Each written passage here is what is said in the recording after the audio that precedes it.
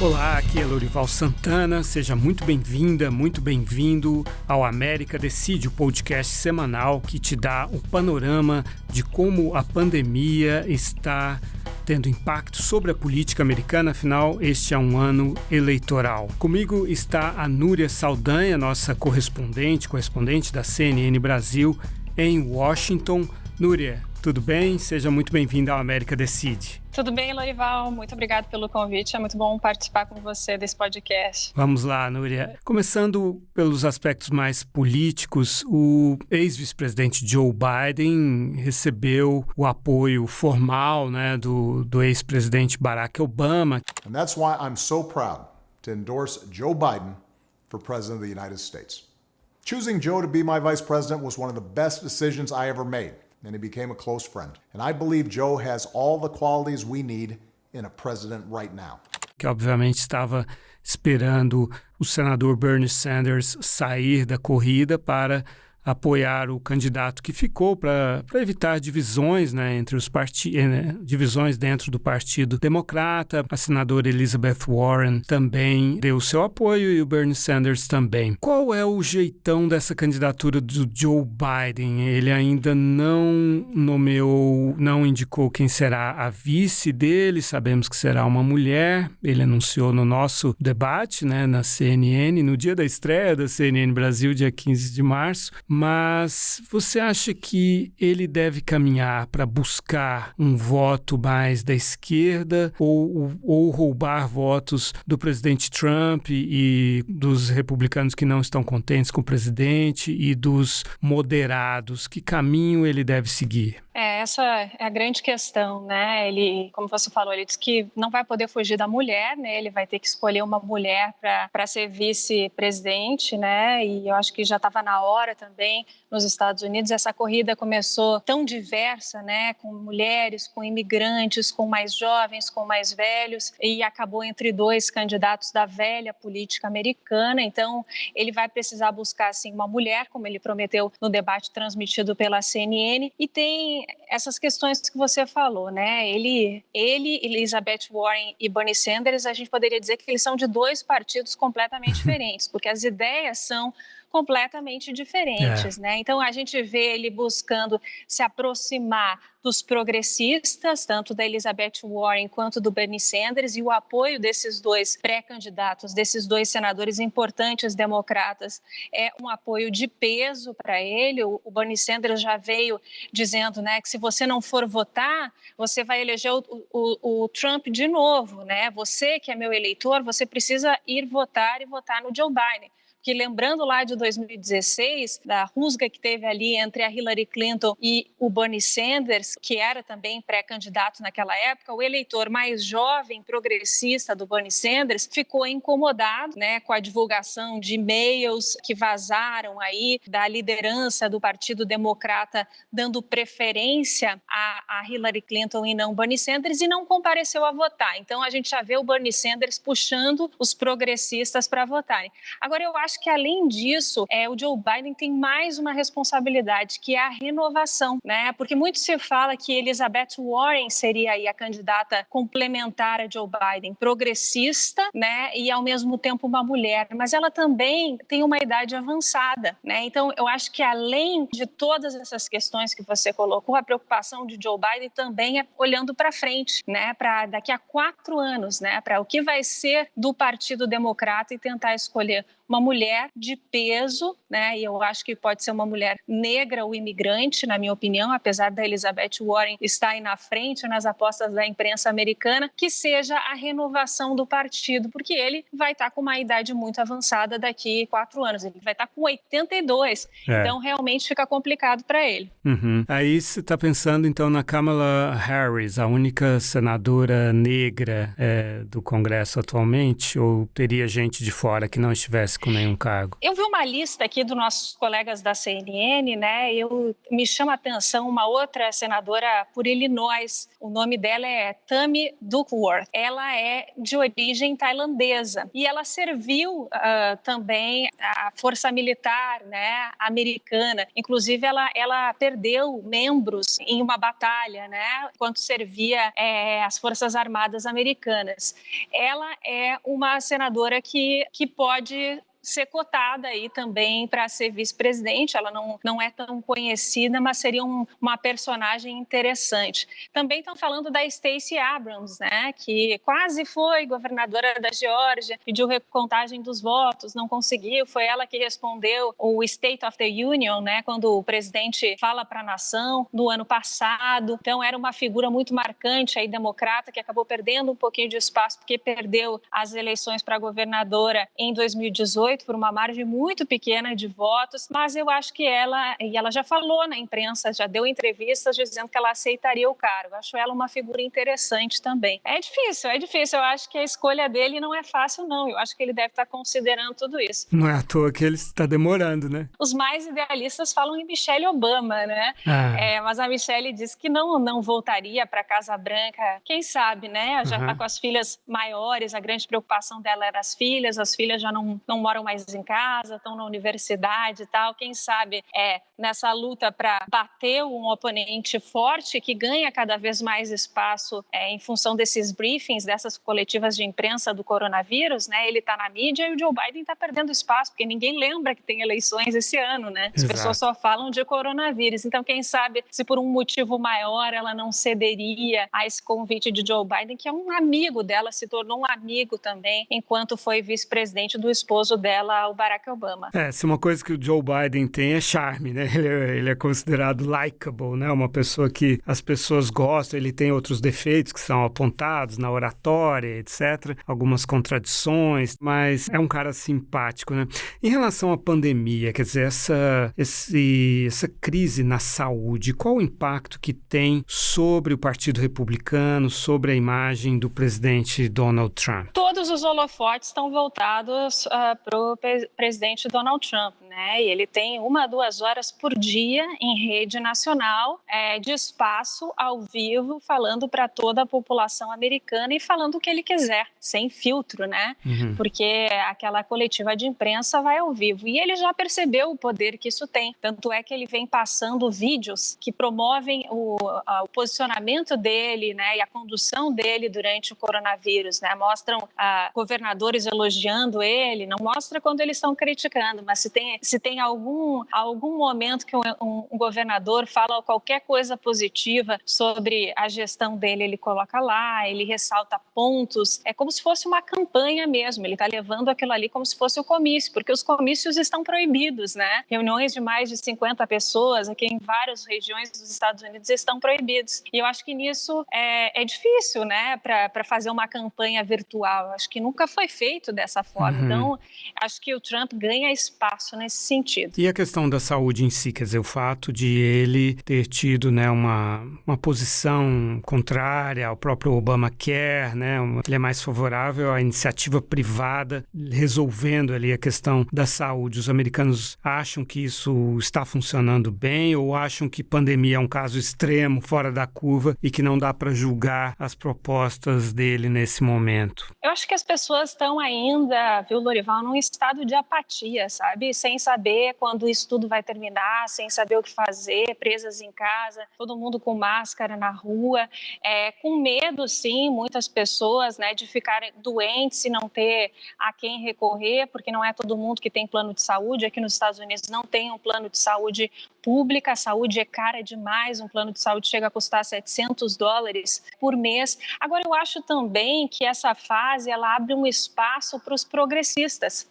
E aquelas ideias, tanto da Elizabeth Warren quanto do Bernie Sanders, de um plano universal de saúde, de um plano público de saúde para os americanos, né? Ou do Bernie Sanders nem era público, era paga uma taxa, né? Que é acessível e tem esses recursos, eles não parecem tão absurdos nesse momento, porque as pessoas estão precisando recorrer a testes, estão precisando recorrer a hospitais, estão precisando recorrer a UTIs. Então, esses planos mais progressistas talvez talvez até sejam incorporados na plataforma de Joe Biden, de certa forma, pensando no futuro da saúde americana, né? Porque muitas pessoas que estão saindo do coronavírus mesmo curadas, elas saem com sequelas da doença. Então, isso é uma coisa que vai ficar por muito tempo. Agora, claramente, o presidente considera que ele será cobrado mais pela questão da economia, né? Daí a aflição dele para voltar às atividades econômicas, né?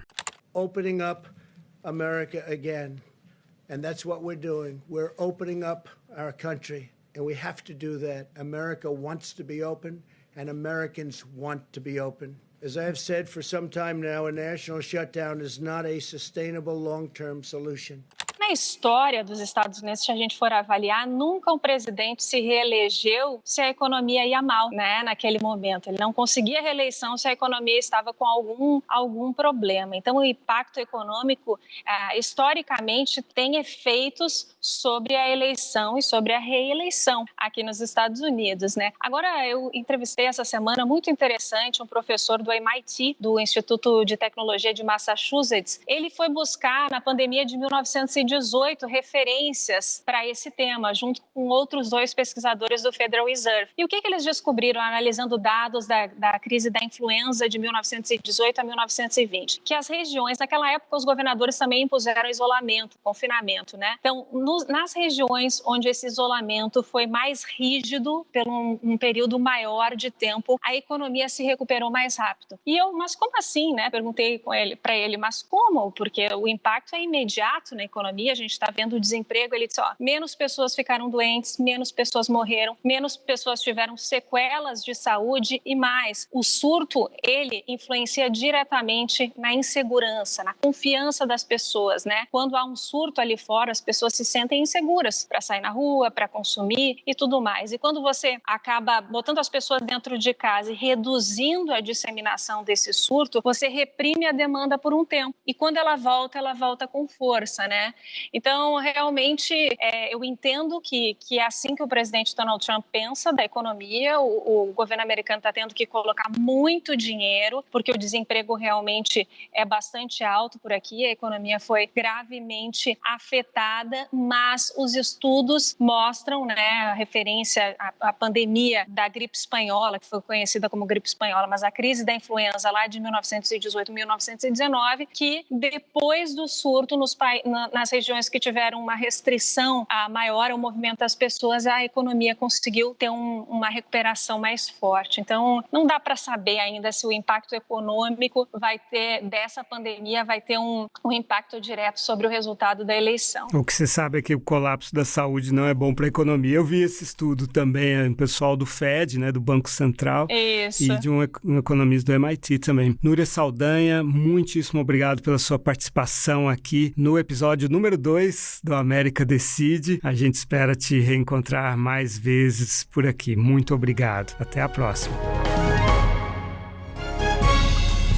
A gente vai conversar agora com o Felipe Campante, que é professor de Economia Internacional da Escola de Estudos Internacionais Avançados da Universidade Johns Hopkins, em Washington. Felipe, seja muito bem-vindo aqui ao América Decide. Muito obrigado por aceitar o nosso convite. Obrigado pelo convite, é um prazer. A gente está conversando na segunda-feira quando a Bolsa nos Estados Unidos caiu por causa da queda do preço de petróleo, né? O petróleo agora já chegou no nível mais baixo desde 1985 por causa da falta de demanda, né? E falta até de capacidade de armazenamento no mundo, né? Depois que a Arábia Saudita e a Rússia fizeram o favor de inundar o mundo com petróleo, né, Felipe? É mais um problema aí para o presidente Donald Trump, que luta aí pela reeleição com uma situação econômica bastante desfavorável, embora em grande parte,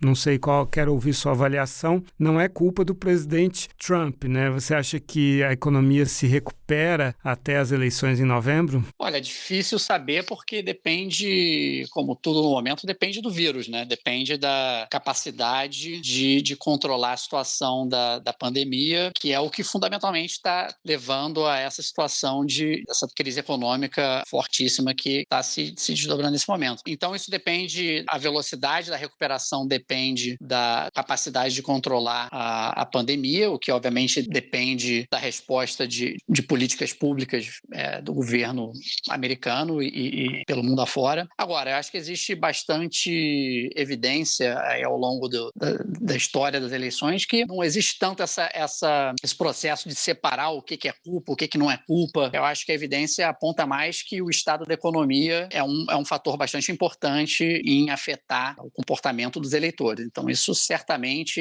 acho que vai ser um fator bastante importante. Uhum. Bom, já teve um pacote de 2 trilhões e 200 bilhões de dólares. Houve uma discussão de injetar mais 1 trilhão. Não tenho visto ultimamente essa discussão no Congresso. Você acha que vai ser necessário mais dinheiro num país que já tinha um problema de déficit bastante elevado, né? Primeiro, é por isso que a recomendação é você controlar o déficit quando a situação está boa, né? Que foi o que o governo americano, evidentemente, não fez, para exatamente você poder ter margem de manobra na hora que a crise vem. Agora, os Estados Unidos está numa posição um pouco única, né, em relação à habilidade de mobilizar recursos, porque, enfim, tem a capacidade de emitir dólares e isso facilita o manejo dessa situação. Então, não creio que o problema, no momento, seja um problema de falta de recursos. Agora, que a economia, eu acho que precisa de mais estímulo que foi feito até agora, está sendo ilustrado pelo que você mesmo estava falando, né? A perspectiva do mercado, se você olhar o preço do petróleo, por exemplo, você está sinalizando uma crise substancial, né, de demanda nesse futuro imediato. Então, acho que isso, de por si, já sinaliza que existe essa deficiência aí. O petróleo é uma questão eleitoralmente importante também, né? Os Estados Unidos, em 2018, se tornaram o maior produtor mundial, é o petróleo de xisto, né? Que em alguns estados que são super importantes eleitoralmente, como Ohio, Pensilvânia e o próprio Texas, né? Há uma dúvida quanto à solvência das empresas, né? De maneira geral, nos Estados Unidos, empresas de petróleo. Eu vi um dado que no ano passado houve um aumento de 50% de falências das empresas de petróleo. Esse ano será provavelmente pior ainda, né? Falando das empresas de petróleo e, de maneira geral, das empresas americanas, quer dizer, você antevê aí uma grande quebradeira, apesar de todas essas medidas adotadas pelo governo americano? Olha, isso depende muito, novamente, da duração dessa contração, né? Que, de novo, depende da questão epidemiológica. Mas acho que a dimensão da crise realmente é enorme, né? Você basta olhar para o impacto que isso está tendo no mercado de trabalho, o impacto que isso está tendo numa série de setores direta ou indiretamente afetados, né, pela questão do distanciamento social, etc. Eu acho que realmente é uma crise de uma profundidade realmente histórica. Então, é difícil prever o que vai acontecer, porque é difícil prever qualquer coisa no momento, de novo, porque tudo está meio na dependência dessa questão de fundo. Mas a perspectiva é bastante dramática nesse momento. O presidente Trump, digamos, o ponto forte dele, pelo menos diante do eleitorado dele, era a condução da economia, né? E, inclusive, em dezembro, ele tinha chegado a um acordo com a China, né? De a China importar mais produtos dos Estados Unidos, centenas de bilhões de dólares em produtos, tanto do agronegócio quanto industriais, e assim como tinha conseguido também renegociar o NAFTA de uma maneira, o acordo de livre comércio da América do Norte, né, com Canadá e México, de uma maneira mais interessante para os Estados Unidos. Desse ponto de vista da visão dos americanos em relação à liderança do presidente Trump na condução da economia, você acha que a pandemia está tendo um impacto negativo ou positivo sobre ele? Eu acho que a pandemia tem impactos em dimensões diferentes. Uma é essa questão econômica, e aí eu acho que menos do que, enfim, uma avaliação mais precisa da condução da economia, mesmo essas renegociações de acordo, etc., eram muito mais coisas de percepção do que de profundidade, né? Quer dizer, a renegociação do NAFTA é uma renegociação extremamente superficial, que mudou pouquíssimo, mas que o presidente está tentando vender como se fosse o maior acordo do mundo. Mas o fato é que a economia vinha bem. E aí, independente de se isso, ou quanto isso tem a ver com o presidente ou não, obviamente, essa era um ponto forte, era o ponto forte, até como você indicou, para a campanha. E isso foi completamente virado de cabeça para baixo, né? Uhum. Então, você tem essa dimensão econômica que, de novo, eu acho que independente do que seja justo ou injusto, ou faça sentido ou não faça sentido atribuir ao governo, eu acho que tanto na hora boa quanto na hora ruim, isso importa menos do que a percepção que as pessoas têm de se a vida delas está melhorando, está piorando, qual é a situação econômica que elas percebem. Então, isso certamente vai ser um fator fundamental. Mas tem um outro fator que a pandemia coloca, que é a resposta ao choque da pandemia, né? Tanto do ponto de vista da implicação econômica, mas do ponto de vista de como é que está o manejo disso aí. Então, isso eu acho que também vai influenciar o que os eleitores vão estar pensando. E isso, eu acho que, num primeiro momento, houve uma certa... Até a aprovação do Trump subiu um pouquinho, por conta do que costuma chamar com ele rally around the flag, né? Que, num momento de crise, as pessoas tendem a ter uma atitude mais favorável a quem quer que esteja no comando, né? Uhum. Mas isso já parece ter se diluído e eu acho que o manejo da crise nos Estados Unidos principalmente da parte do governo federal, não foi e não vem sendo particularmente bem sucedido. Então, acho que isso pode ser uma questão também, pode ser um problema, ainda mais dado que o Trump vinha bastante tempo minimizando, né, falando, não, isso aí não vai ser nada. E tem o lado também, terceiro, né, além da questão econômica, a questão da resposta de política, o lado da ansiedade, né, do nervosismo, do medo que as pessoas sentem diante dessa situação de saúde pública e de toda a incerteza que isso gera, e eu acho que isso interfere no comportamento também, que é uma das coisas, inclusive, que eu tenho analisado na minha própria pesquisa. Curiosamente, uma pesquisa da NBC Wall Street Journal diz que 58% dos americanos estão mais preocupados com o risco de uma volta, de uma reabertura da economia que seja prematura, né? Estão mais preocupados com o problema da saúde mesmo, e 32% mais preocupados com a economia, né, Felipe? A sua pesquisa vai nessa direção também? Olha, eu acho que a ideia de que existe uma tensão, uma oposição entre, enfim, tentar melhorar a situação econômica versus a situação de saúde é uma escolha, na verdade, que não existe na prática no seguinte sentido. O problema, fundamentalmente, não é que o governador XYZ tenha adotado uma medida de quarentena ou de distanciamento social. O problema, fundamentalmente, é o vírus, né? Então, a atividade econômica, isso se observa claramente nos dados, antes das medidas de quarentena, já havia caído enormemente. Reservas em restaurantes já tinham caído mais de 70%. Por quê? Porque as pessoas estão preocupadas com a possibilidade de contrair o vírus. Então, não adianta você dizer, não, agora vamos abrir a economia, porque a economia não vai voltar, né? Os voos domésticos, eles não estão proibidos. E a demanda caiu 95%, entendeu? Quer dizer, as pessoas não estão se engajando na atividade econômica normalmente, não é porque apenas, ou na maior medida, por assim dizer, porque o governador mandou, é porque as pessoas estão com medo do vírus. Então, você precisa controlar a situação epidemiológica para poder ter qualquer esperança de recuperação econômica. Então, a ideia de que você vai chegar e falar, não, vamos abrir agora e tudo vai magicamente voltar ao lugar, eu acho que é completamente despropositado. E se você, tomando medidas dessa natureza, na verdade, agravar a situação da transmissão do vírus, você vai pagar lá na frente com uma contração econômica ainda pior, que é, na verdade, em alguma medida, o que tem acontecido, né? Talvez se tivessem as medidas sido tomadas antes, a situação do vírus não teria se descontrolado da forma como se descontrolou, particularmente em algumas regiões dos Estados Unidos, como Nova York, etc. E a gente estaria numa situação menos dramática agora. Então, acho que essa dicotomia entre saúde e economia, na verdade, é uma dicotomia apenas aparente. No fundo, o que é preciso é controlar a situação da pandemia para que seja possível pensar em qualquer tipo de normalização da atividade econômica. Lembrou bastante a Alemanha, que não só tomou medidas bem no início, mas que a população mesmo simplesmente sumiu das ruas assim que surgiu a notícia do coronavírus, ainda em Wuhan, na China. Felipe Campante, professor de Economia Internacional da Escola de Estudos Internacionais Avançados da Universidade Johns Hopkins, muito obrigado por participar aqui do América Decide, diretamente de Washington. Um grande abraço. Um abraço, prazer.